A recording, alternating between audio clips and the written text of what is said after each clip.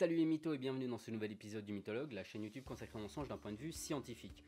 Et aujourd'hui nous sommes le 14 janvier 2017, donc déjà bonne année, bonne santé et bon mensonge en 7 ans 9. Et surtout, nous sommes le 14 janvier 2017. Dans un mois, c'est la Saint-Valentin. Si vous êtes célibataire, vous risquez de finir seul ce soir-là, à moins que vous vous y mettiez maintenant. C'est pourquoi, à but préventif, j'ai décidé de faire cette vidéo sur le mensonge et la séduction. Générique.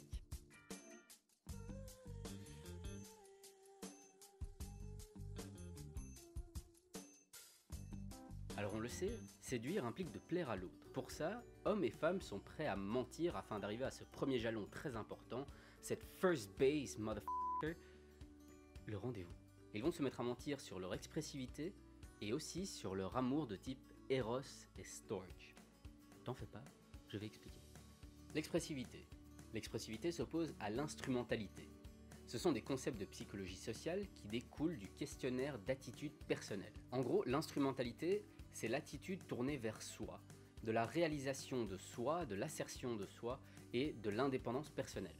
Tandis que l'expressivité, c'est le fait d'être dans une relation et d'avoir une attitude interpersonnelle, c'est-à-dire reliée à autrui. Du coup, il semble que l'homme et la femme, s'ils souhaitent séduire, deviennent de plus en plus expressifs, au point où ça ne leur ressemble plus en réalité. Il en est de même pour leur amour Eros et Storge. Cette classification vient de John Lee. C'est un sociologue américain qui a publié dans les années 70 ou 70, ça dépend d'où tu viens, un livre qui s'appelle The Colors of Love, les couleurs de l'amour. Eros, qui vient du mot grec Eros, qui signifie, je vous le donne en mille, l'amour, eh bien c'est le type d'amour passionnel, sensuel, bestial presque. Pour une personne qui est dans cette attitude-là, l'amour, c'est au même niveau que le boire et le manger dans la pyramide de Maslow. Sans ça, on survit pas. L'amour de type Storge, ou en fait storge, puisque ça vient du grec également et que ça signifie affection, eh bien c'est ce qu'on peut appeler l'amour amical. C'est cet amour qui dit qu'il faut se concentrer sur la relation et vraiment créer un lien avec autrui pour que ce sentiment d'amour, de paix et de plénitude s'installe. Dans le cadre de la séduction, hommes et femmes mentent donc sur leur expressivité afin de créer ce lien, cette relation, tout en faisant comprendre que ce n'est pas pour jouer une partie de Monopoly par la suite. Mais ce n'est pas tout. En effet, il semble qu'on mente davantage si l'on trouve que la personne en face de nous est attirante, très attirante, trop attirante. Et pour ça, on va grossir les traits, on va grossir nos personnalités, on va grossir nos attitudes, on va grossir nos habilités. Tout ça dans le but de plaire à la personne qui nous a tapé dans l'œil. Tu fais du judo? Oh, trop bien, je fais du karaté. Ah si.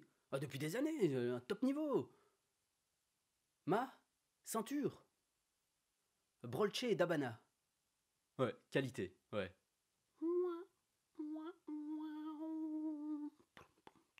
Pourquoi est-ce qu'on ment dans ce cas-là? Eh ben, il y a deux mécanismes qui se mettent en place. Le premier est un principe de protection. L'idée, ça va être de se protéger du rejet qu'autrui peut nous opposer. Le deuxième principe, quant à lui, c'est un principe de désirabilité sociale. On va essayer de se mettre au niveau de la norme, voire au-dessus, afin de susciter l'intérêt d'autrui. Bon alors oui, en face à face, on se ment. Mais si ce face à face ne vous excite pas et que vous sentez que le Casanova ou la Ninon de l'enclos en vous s'essouffle, vous oserez peut-être tenter les sites de rencontres amoureuses, ou pire, les applications où, d'un revers de main, vous faites votre shopping amoureux. Alors dans ces nouvelles méthodes de rencontre, puisqu'on est couvert par l'anonymat en quelque sorte, où est le problème? Pourquoi mentirait-on? Normalement, le mensonge ne devrait pas exister là-dedans.